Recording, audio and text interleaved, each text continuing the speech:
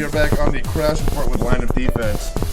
I don't know if any of you guys have seen this, but I'm a big fan of Steel Panther. Yeah. Have you guys seen that video that's pretty much going viral of them bringing the 11-year-old up on stage? No. Are you guys familiar with Steel Panther at all? I've heard of them. They're like a jokey 80s glam band, I guess they're you an call 80s parody band, but their songs are just incredibly filthy. And incredibly good, too. Satchel's amazing. Yeah, their songs are like really, really, like, they're all really talented musicians. And the singer actually has a PhD in English. So he goes from being an English professor at a university to singing about boners. But boners and Asian hookers, man. That's a good gig. Anyways, I guess this 11-year-old went with his dad to a Steel Panther show, and he brought a sign up that says, I challenge Satchel to a guitar solo. What? And so they bring this kid up, and he starts playing Eruption. Which now, obviously, every guitar player, the first solo they learn is Eruption. But for an 11-year-old kid to nail Eruption perfectly, note for note, is incredible. Yeah. So then he starts playing You Really Got Me, and they do it all together. That kid's going to be a dick when he's older. He's going to be like, fuck you, I played with Steel Panther, bitch. What did you do? Drummer too? Playing Hot for Teacher. He plays a lot. Well, I think Seether posted it. His name Avery. Yeah. But anyways, so Michael Starr, the singer of Steel Panther, he looks at Satchel, he's like, dude, you're fucking fired. And so Satchel walks off, and this kid, it's amazing. But The kid's probably going to be that guy at the end of the bar who's just plastered. I played guitar 30 years 30 ago. years ago with Steel Panther. And like, whatever, dick. Shut up, I'm trying to use my dubstep. That kid's either going to be in a huge band in 10 years, or he's going to be like Charles Ramsey. Yeah. You know, he's going to be back on the streets. Oh, God. He's going to live at home forever. But, I got to say this about you guys. I go to local shows every weekend. And you guys, I don't really say it. I talk shit. Hazard, how many bands do I talk shit Every about? single one besides for like a handful. Yeah, right. There's a small handful of bands. You guys are seriously one of the best local bands I have ever seen. I was blown away when we played with you guys at JB's. Thanks, man. Thanks a lot. Do you guys have anybody that's really supporting you or anything? In terms of like bands or just like Not bands. I'm talking like promoters or anything of that nature. Well, right now we've been working a lot with Lewis Hickman. Oh, that's Losing September's tour manager, is it? Yeah. He's been booking a lot of shows with us. JD from Padded Room, the rhythm guitarist, he's been hooking shows Old up. guitar player from Alice 213. Who? JD. He's also the bass player for Mindfall. Oh, is it? He was. Ah. Actually, did you hear Mindfall's coming back? What? Stop it. I swear to you, Don't give me false hopes. without Chad. Wait. What? They're coming. Mind Pulp is coming back without Chad. Okay. You know the funny thing is that Chad has a Mind Pulp tattoo, Yeah. and now they're reforming without him. Poor Chad, man. That's awkward. I will say his new band. I seen Mercedes a few weeks ago. His new band blew me away. The Party. Yeah. They're just fucking sick. But How was our good friend Miles? How's he on stage? Oh, dude, he was plastered, was he not? He was just smashed. It was just a wreck. He's a weird. He's a weird dude, Did the but thing with the straws. He goes, guys, watch this. He took 2 straws and the jammed straws them in the up his nose. Yeah, I've seen that like about 7 times. From him? Yeah. Same night too. That's the funny thing about it.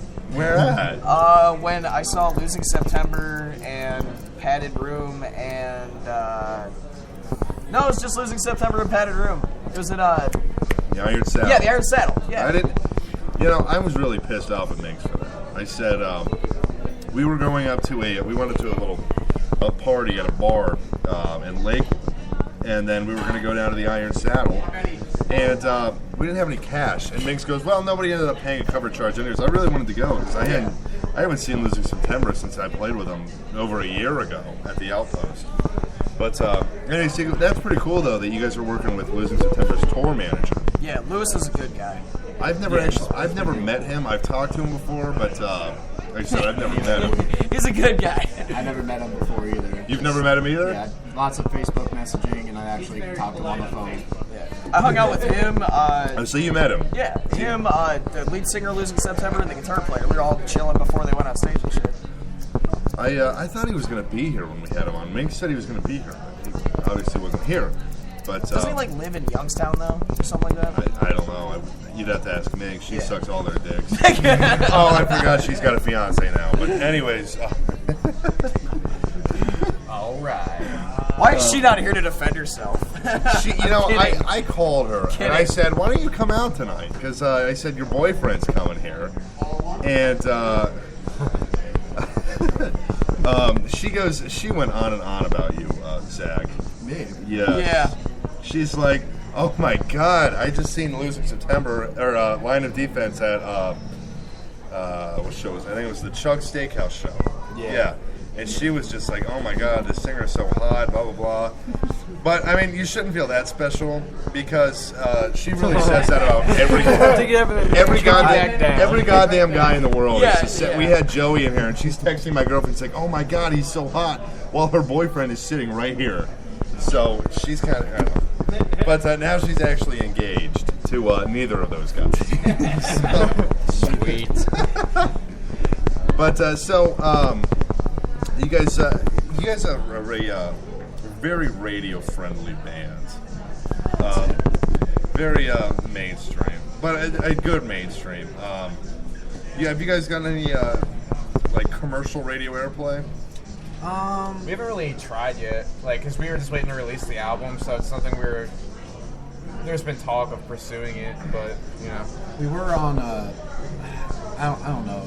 We were on some AM channel. It was 290. No, not.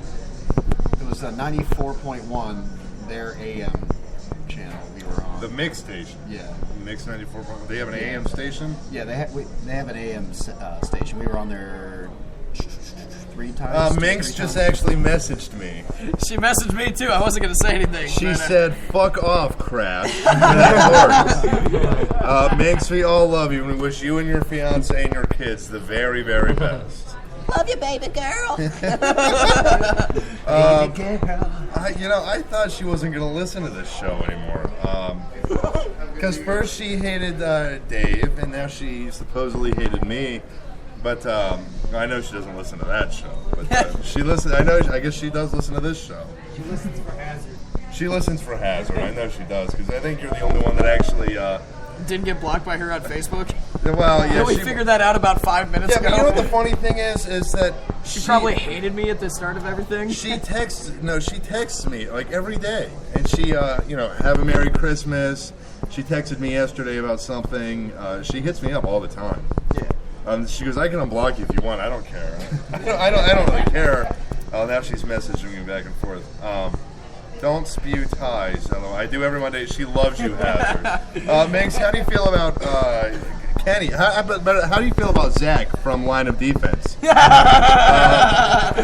me on here. I don't know if your fiance is sitting next to you, but if he's not, I know he's not listening. He's probably doing other things right now. But anyways, so I recently read a review.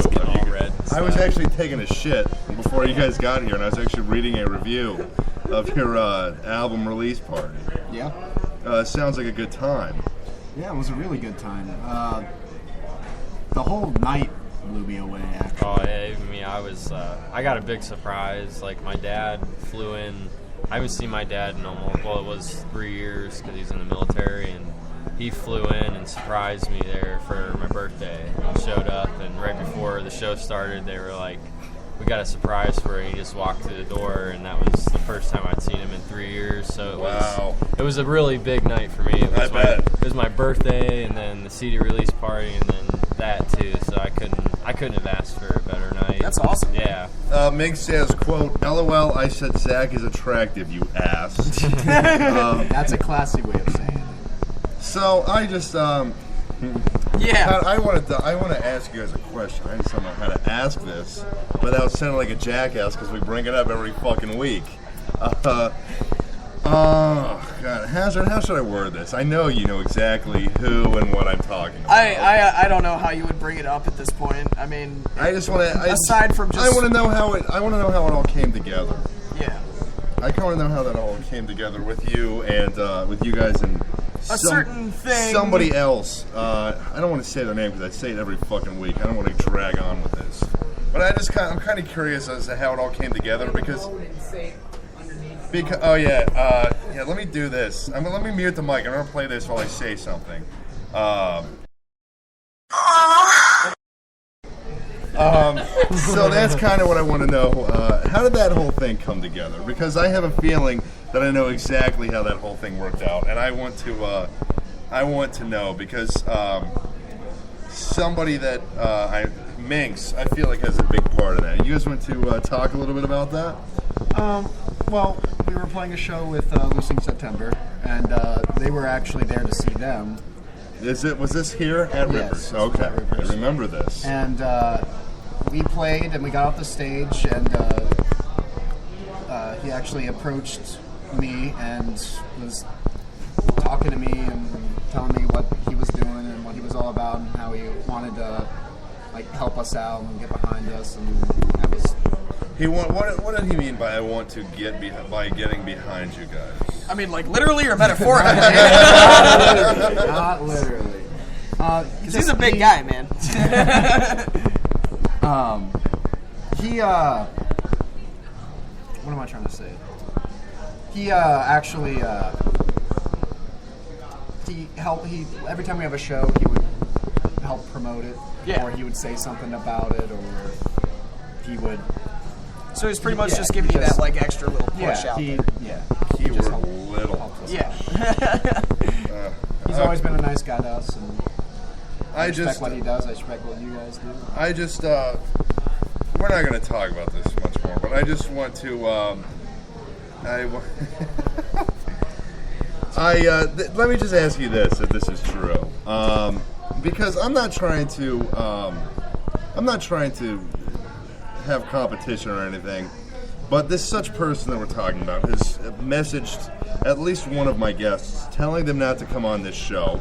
I don't even think I told you about this. No, this is all news to me, He man. messaged one of my guests and he says, "Don't come on the show." Do we get to name the this guest? show with? I don't know if he's listening. He told me not to get this back to him, so I can't get this back to him. All right. Anyways, he said, "Don't come on the show. They are single-handedly destroying the music scene."